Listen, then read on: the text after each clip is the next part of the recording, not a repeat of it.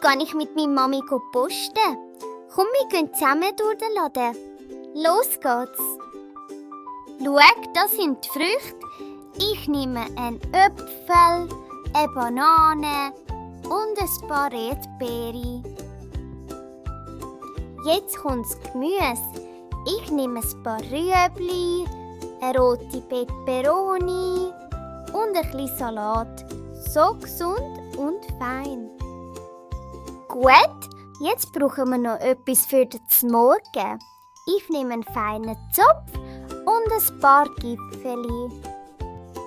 So, Deli, dann brauchen wir noch etwas mega Feines, und zwar Käse. Hast du auch so gern Käse? Dann brauche ich noch Joghurt und Milch. Da gibt's Pasta. Schau mal.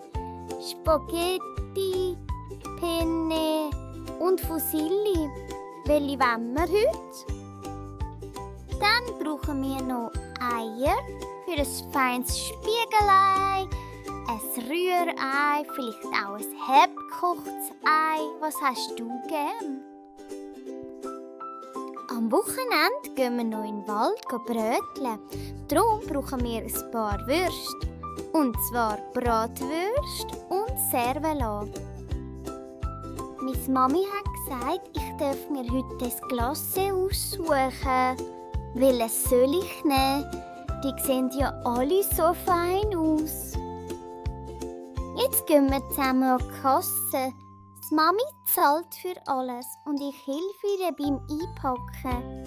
Gehst du auch gerne posten mit deinen Eltern? So, jetzt sind wir fertig mit Posten. Jetzt fahren wir heim. Und die Heime tut die Mami dann kochen und ich darf ihr ein bisschen helfen. Das ist schon meine Freunde. Folgt mir für mehr und drückt Daumen nach oben. Bis bald. Tschüss.